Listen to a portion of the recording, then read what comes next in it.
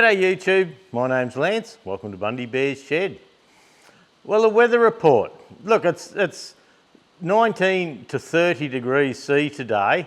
It's a little bit overcast. I've got the sound turned up pretty well, or dialed back pretty well, but you may hear the shed creaking. It's quite noisy this morning because the sun's out and there's cloud cover coming over. So the sun comes out and heats the big shed up here, and then the cloud comes out and she contracts and cools it all down again. So I can dial a fair bit of that out, and hopefully it's not too annoying for everyone. But look, we'll just see how we go. The last Friday we had 24 millimetres of rain in a storm overnight, and yeah, I think it was Friday evening. Oh, days get muddled up. And yeah, that's the best rain we've had in ages. The tanks on the house are full now. The tank at the back of my shed here that I use for washing tractors, washing my hands and that, it's about a foot from full, and I think it's a little bit over 5,000 gallons.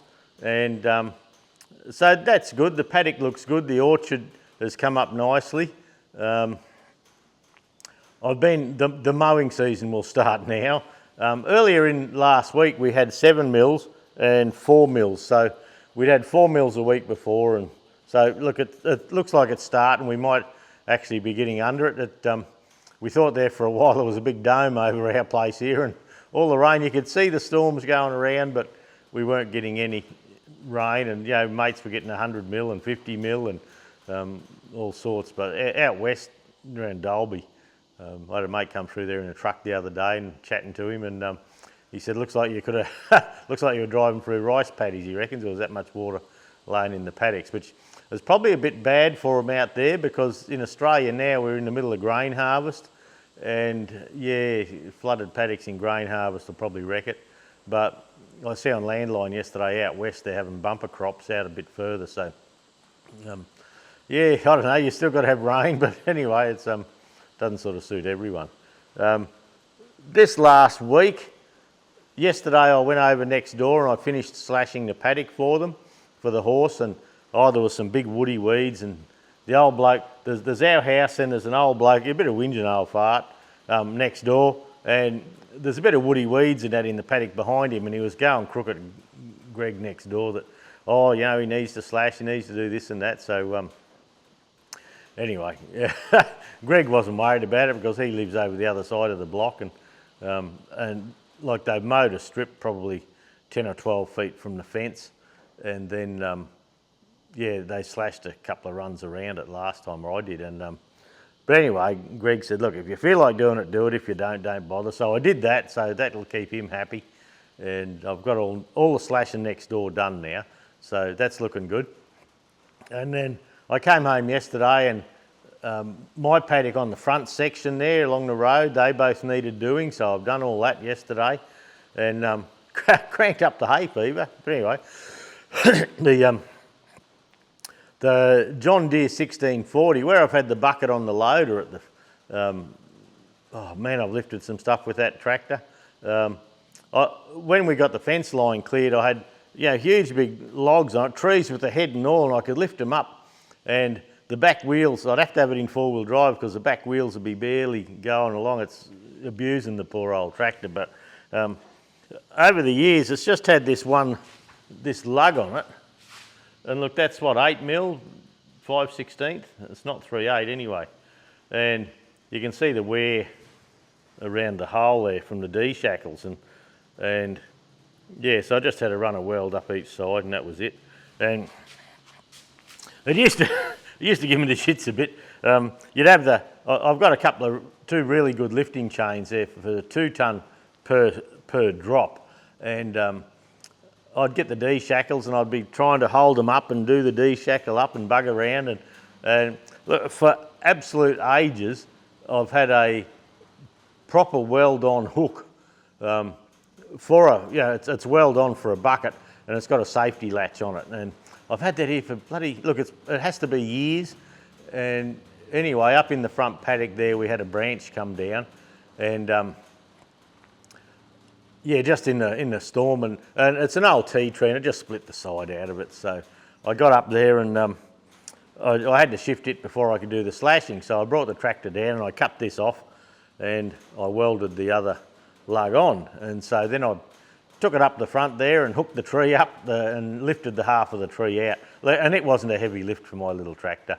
But yeah, so that's done and dusted now. I was always worried that it's just a tiny little, you know, the D-shackle would be kicking around, but now it's a proper lifting lug. And look, I thought it might have been rated to 8 tonne, but look, it's been that long since I've had it, I couldn't actually tell you at the moment. Here's a dog. Hey, coming up. Oh yeah, they can just see you. You're just in the bloody camera.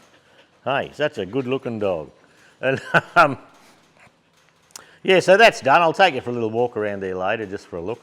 And through the week, I decided to go over, and the little TE20 I did up on the channel, it's been sitting over in the barn over there for absolute ages. And then last time I went to start it, the battery dropped its bundle, and it needed a new battery. So I thought, oh, well, look, you can just bloody stay there.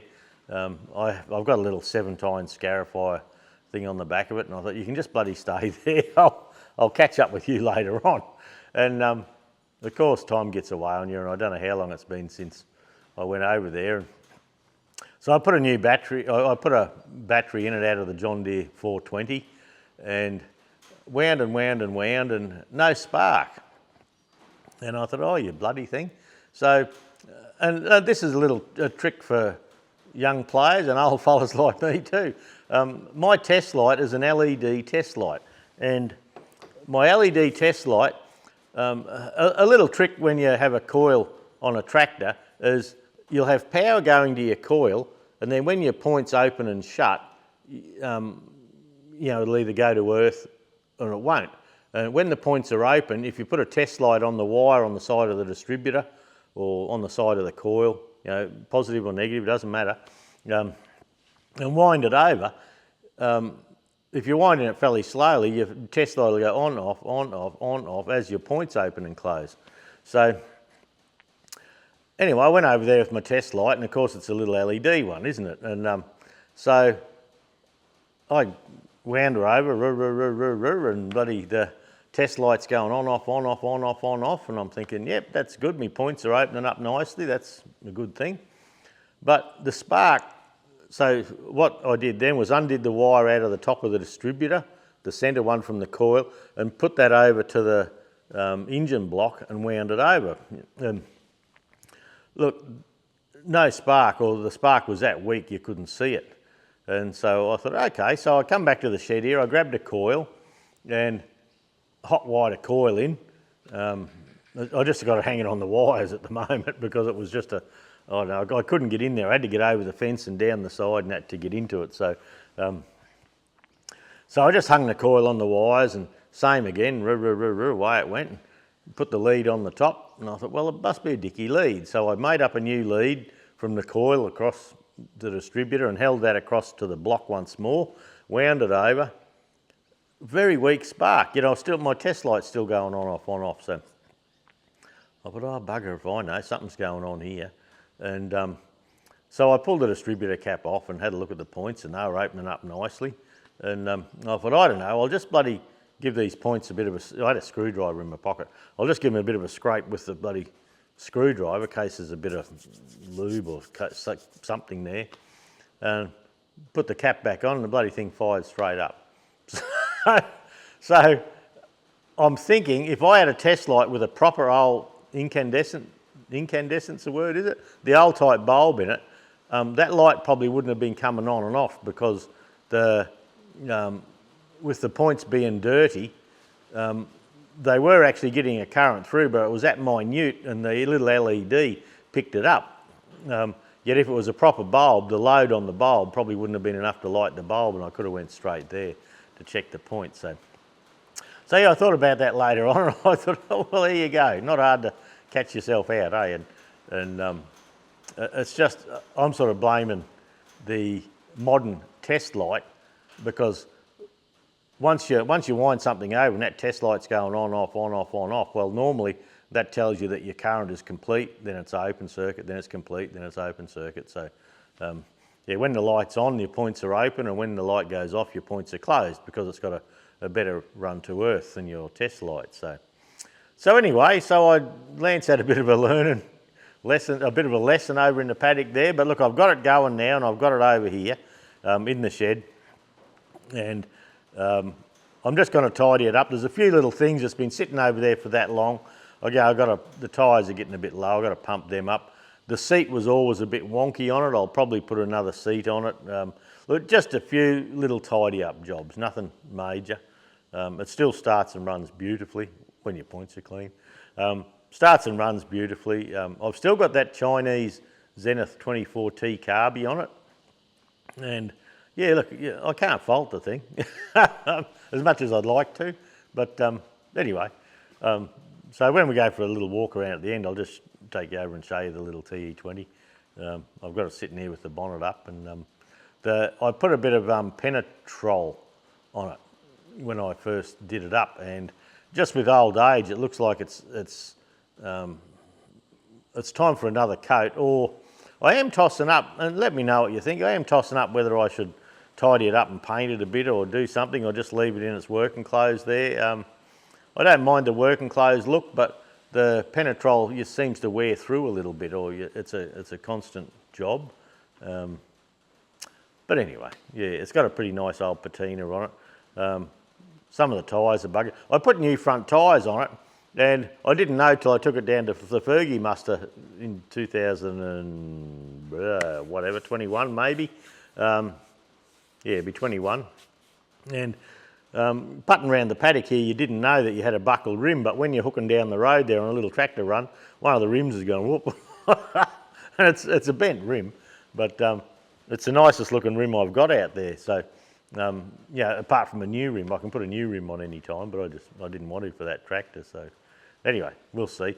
But then on the December the 5th, our club puts on a display for the pageant of lights, and it's a Christmas parade downtown Bundaberg where they turn on the lights and turn on the Christmas lights, and they have carols and things, and it's a bloody big Christmas parade. And Davey Recco and myself, we did it for Queensland Tractor Spares many years ago. Last year Dave did it on behalf of the club, and we got best display in our category, and I think the club got $400 for it or something like that. And anyway, so they had Dave 65 there last time, and then David hit me up and he said, "Oh, can we use your 135?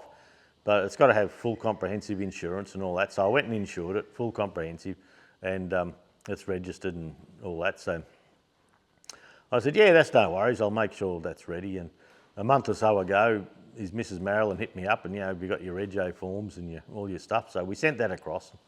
And anyway, the newsletter come out, and the newsletter said, on the 25th, which is today, yeah, we'll meet at Dave's and start dressing his trailer up. He has a tandem trailer, and we put club paraphernalia, members' engines and things like that, and just everything Christmas themed. And usually I've got a little Massey Ferguson TE20 pedal tractor with a trailer. It's been on every one so far. And I asked you, Dave, the other day, I said, did you want me a little hay baler on there, because it's red and you can put tinsel around it and all that. And so he said, that's not up to him, it's up to the members. So what happens is the members turn up and they bring what they'd like on it, and everyone sees what fits and puts a little bit of this and that on it. And pardon me, and so he doesn't know whether he wants me little pedal tractor or the baler or whatever, but he rang me up on Wednesday, and he said, "When are you bringing your tractor over?" And I said, on the 25th.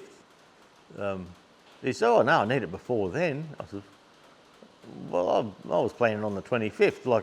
I had to go away on the weekend for a bit, and Sunday I was going to give it a bath and a polish and get it over there. No, I said, I've got to have it before then. Me and Paul had a meeting, and they want to shift something with it and check something else and make a bracket for something. And I said, yeah, all right. And I said, well, hang on. I said, I've got a bit of a problem, because it's in the shed. I've got the John Deere behind it with no battery in it. I've got the battery out of that and the TE20. I've got to get the TE20 going.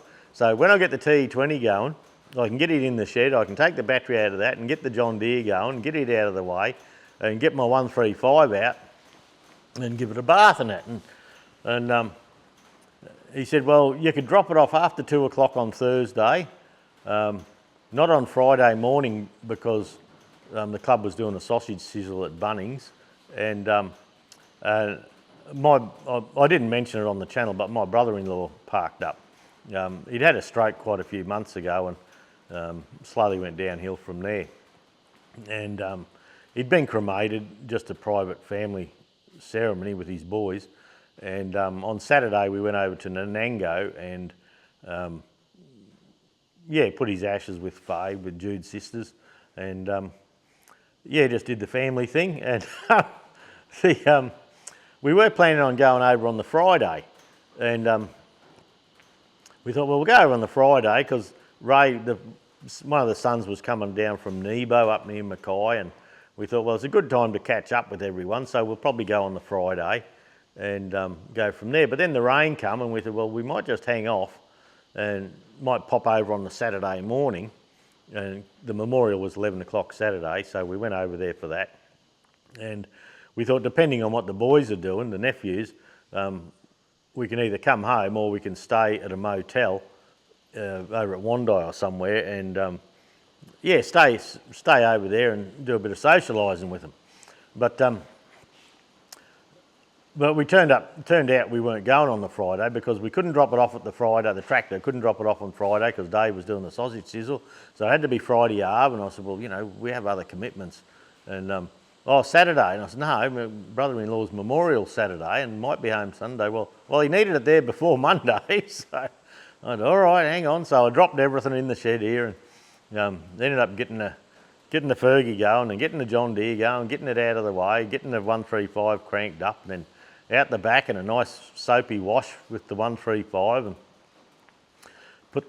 made sure the flashing light was good and all the lights were working because it has to drive downtown in the dark and come home in the dark. And so I got all that done, and I had Christmas lights and had to put Christmas lights all around it and down along the radius rods and the tie rod arms and round the canopy on the top. And so went to Bunnings and got a couple of I think it was 15-metre runs or whatever it was, of Christmas lights, solar Christmas lights to put on it. And in the canopy at the back, it's got quite thick plastic, so that gave me an opportunity to drill down into that where it can't be seen and put the solar panels for the lights on it. So I just had to drop everything and do that. And so anyway, I finally got it done about 2 o'clock, a bit after on Thursday.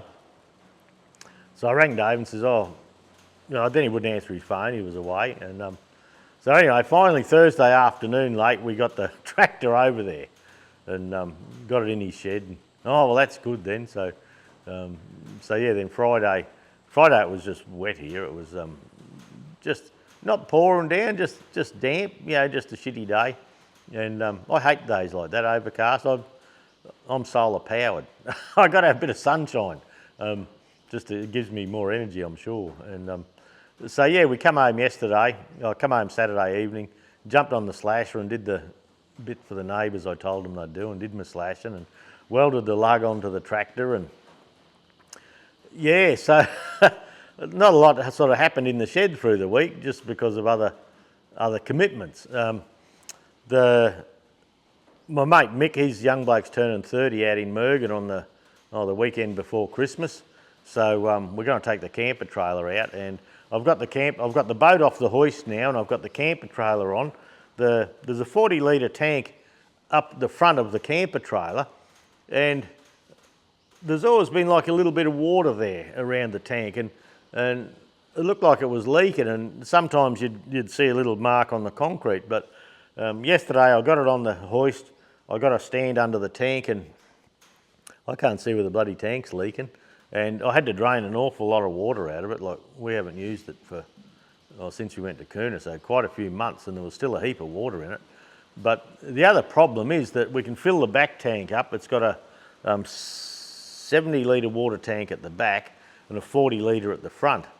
And the 40 litre tank, you'd fill it with water, but you could never get it full. You know, it'd blow back out the filler and you could never fill it right up. And it's got a water gauge there, and I couldn't work out why I couldn't get it in. But anyway, I dropped the tank yesterday, and you can see why. They've got the square tank, the breather at the top, the filler at the bottom, and the pipe that comes out for the breather, it comes along, goes down under the chassis, and then comes up. So once that little curve there's got water in it, it's not going to breathe. So I'm going to have a look at that. I might sort of drill a little hole through the chassis and put a grommet so it can just come out and, you know, just straight up, so I can't get an airlock in there. So I might do that, but I can't actually see where it's leaking. I'm going to check all the bolts underneath it and do that while it's here.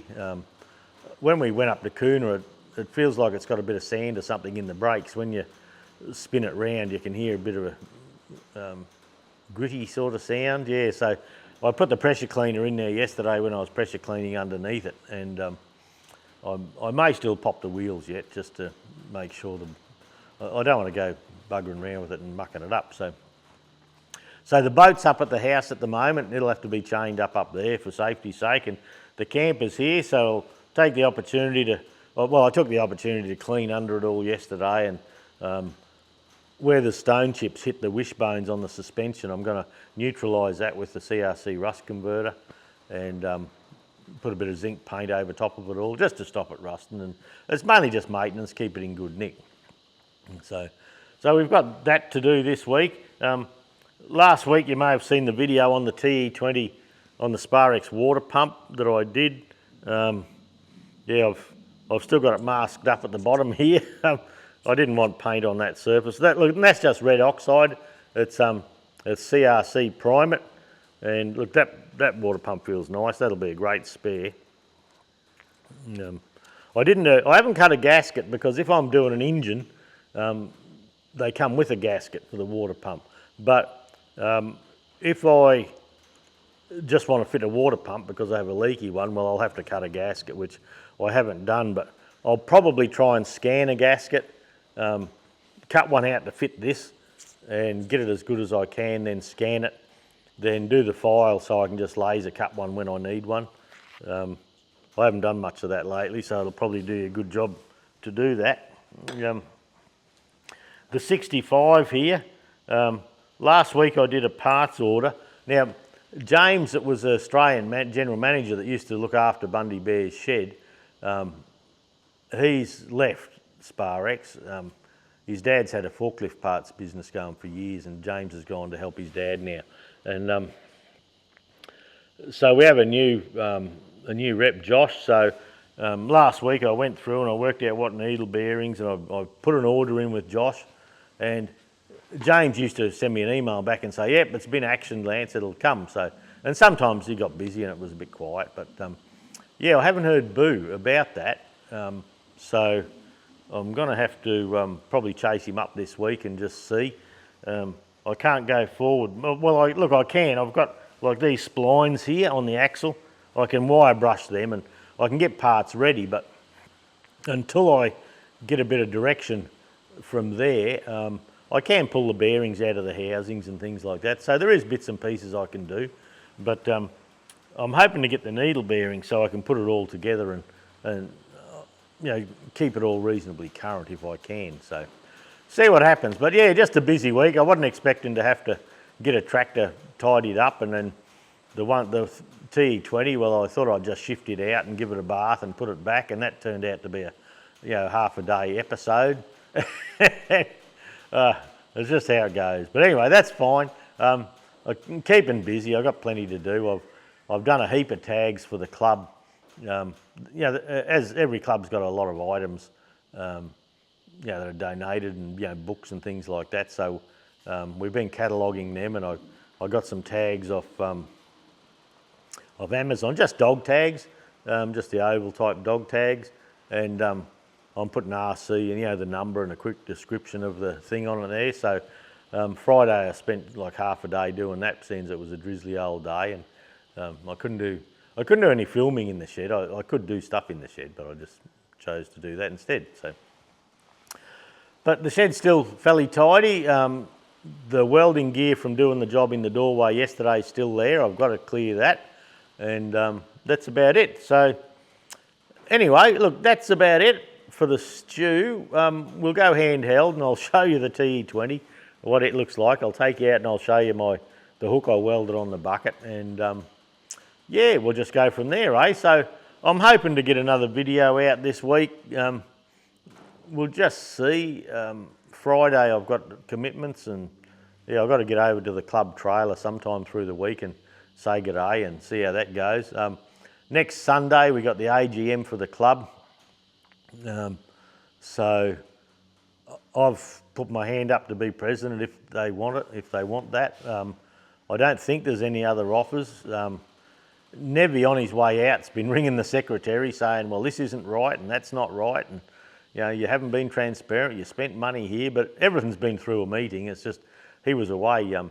I think he had to get a kidney out. He had a tumour on a kidney, so he's been away, but he's come back now and looks like nothing's done right. So anyway, that's bloody clubs, they give you the shits most of the time.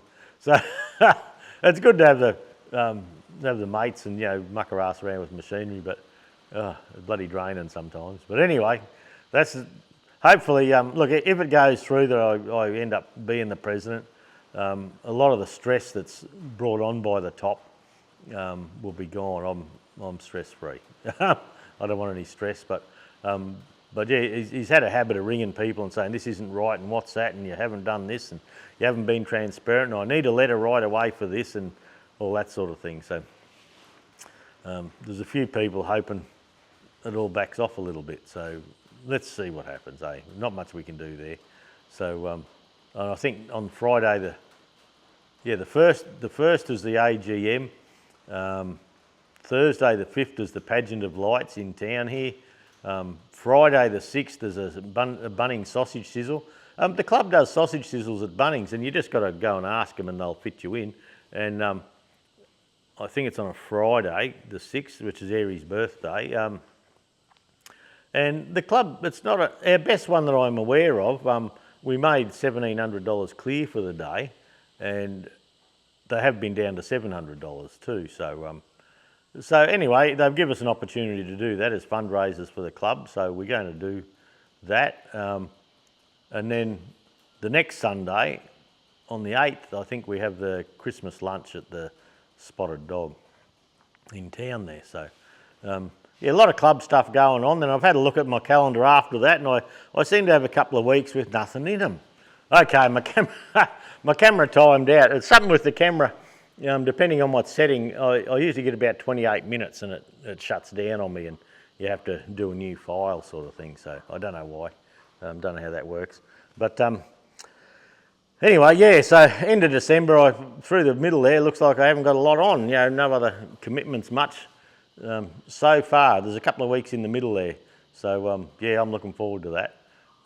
But most days this week, even this last week, we had to get to town and do business and sort stuff out. So yeah, went to Bunnings and bought the lights and bloody, just bits and pieces. Had a cuppa while we were in there, and the bloody neighbours there, old Grumpy Dave, so we he's sitting in a chair having a cuppa with his carer, and poor lady. And I says, hey Dave, how you going? What's it to you? I says, just fucking asking. I said, I'll sit down and have a chat to you. He said, no, F off. And I said, well, now I'm sitting here for sure.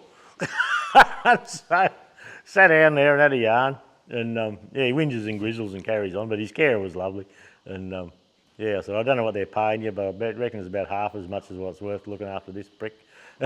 He's hard work. But anyway, she was wheeling him around, bloody doing stuff, so he's always having a grizzle. But anyway, and what's been happening, Jude's been leaving the gate shut up the front there. And what's your bloody gate shut for? And we says, well, just a bit of security sort of thing, and if we haven't got to have it open, we don't. Well, he's not coming to visit us because he doesn't open gates. And I says, beauty. I wish you told me that years ago. But anyway, it'll be open through the days quite a bit. It's just, yeah, we close it over overnight, and if we haven't had to go through it for the day, or when we go away, it's always locked. But yeah, if the kids come and open it, well, it stays open for a couple of days till we realise. So yeah, so anyway. Okay, look, I'll shut up. Thanks for dropping by.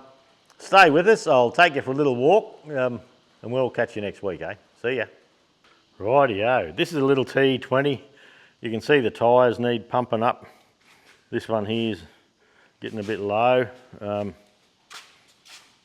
Yeah, the coil, I got the coil hanging off the side there, and I gave the tractor a bit of a degrease the other day just to try and tidy it up a bit. That tank, like that was a Sparex tank, I'm pretty sure. That needs a bit of stuff on it by the looks. And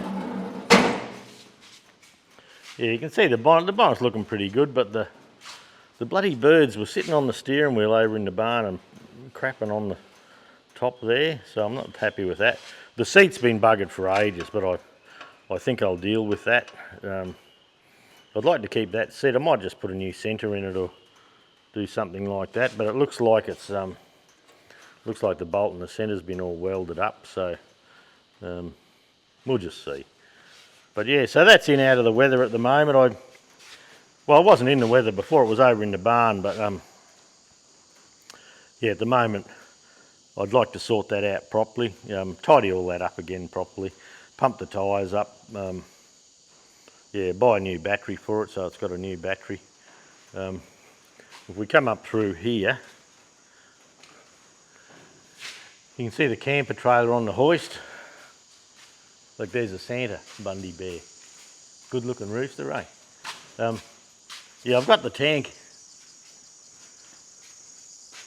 under here, and yeah, this pipe, which is the breather, it comes down under the chassis, then back up through there. So it's got a couple of little marks here. It's all stainless, but I don't know what's water stain, but I can't make it leak. So yeah, it might have just been a bit of trapped water coming out over time, but it's got all independent suspension and all, and you can see there's quite a few stone chips and that in through here.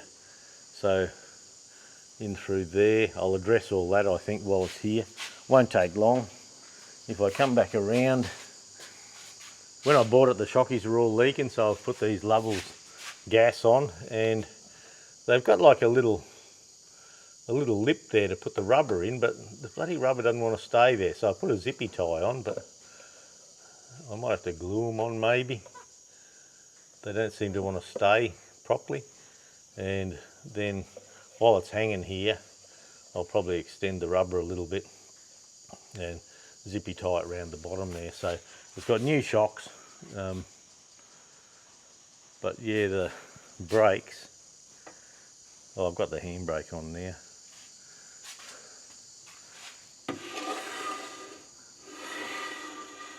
Yeah, you can hear, I might loosen that off or blow them out or something. So anyway, we'll go for a walk. That's a little scary on the back of the T20. I'll probably take that off and sit it up on a pallet. And oh, we'll come for a little walk out through here. So shed's still neat and tidy.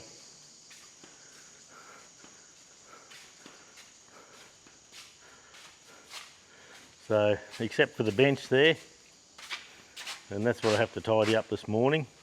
But we'll come out here in the bright sunshine, holy. And come around to the bucket here, and that's the hook I put on.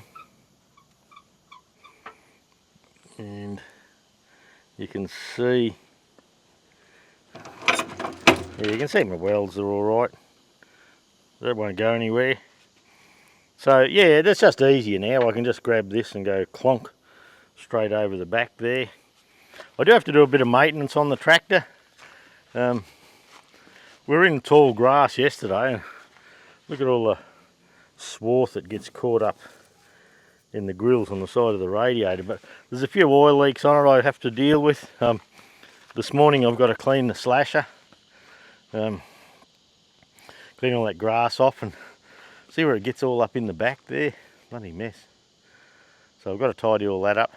You might notice that I don't run a clutch, mostly because I only ever slash at home here with it, and there's nothing to hit here.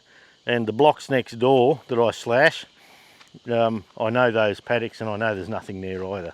So I would run a clutch if I thought I had to, but can't see the need. And that's a slasher I made a long time ago. Now it's a 5 foot. It's a little bit narrow. So you can see when you look down the side there, like the wheel sticks out about 6 inches further.